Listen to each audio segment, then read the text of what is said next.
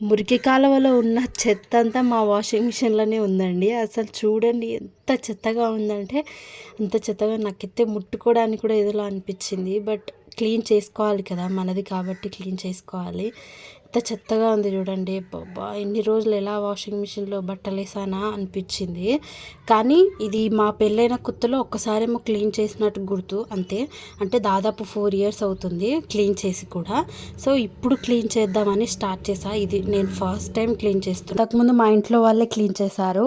హైదరాబాద్‌లో ఉన్న washing machine అయితే కాదండి. ఇది మా అత్తమ్మ వాళ్ళ ఇంట్లో ఉంటది. వాషింగ్ మిషన్ మేము ఎప్పుడైనా వెళ్ళినప్పుడు అందులో వేసేసుకుంటాము. హైదరాబాద్‌లో అయితే నాకు అసలు వాషింగ్ మిషనే లేదు. బట్టలు కూడా బాగా స్మెల్ వస్తున్నాయి అనమాట దానిలో వేస్తుంటే. సో, ఒకసారి క్లీన్ చేద్దామని చెప్పి స్టార్ట్ చేశాను. అయితే ఇంట్లో ఉన్న డిటర్జెంటే యూజ్ చేశాను. అది ఇది వాషింగ్ మిషన్ డిటర్జెంట్ ఉంటుంది కదా! అదే యూజ్ చేశా. నాకు ఎలా క్లీన్ చేయాలో తెలీదు. సో, అదే వేస్ట్ చేశాను. ఇక్కడ చూడండి ఆఫ్టర్ 2 అవర్స్ నేను డ్రమ్ క్లీనింగ్ అయితే పెట్టేశాను. పెట్టేసిన తర్వాత కింద క్లీన్ చేయాలి కదా! ఇదైతే ఎంత చండాలంగా ఉందంటే నాకైతే చూడంగానే వామిటింగ్ వచ్చింది. అంత చండాలంగా ఉంది. మురికైతే ఉందండి బాబు. అసలు 6 మంత్స్‌కి ఒక్కసారైనా క్లీన్ చేసుకోండి. మాలాగా అస్సలు నెగ్లెక్ట్ చేయొద్దు. అసలు నెగ్లెక్ట్ చేయొద్దు. వాషింగ్ మిషన్‌లో బట్టలు అంటే మనం హైజీన్ కోసం వేస్తూ ఉంటాము.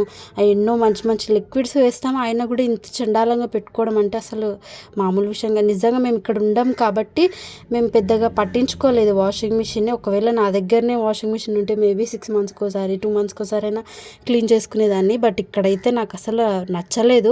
సో, అందుకే క్లీన్ చేద్దామని స్టార్ట్ చేశా. బ్రష్‌తో మొత్తం లోపల క్లీన్ చేసిన తర్వాత ఇలా అయితే ఉందండి. చూడండి అసలు నా వంతు నేనైతే క్లీన్ చేశాను.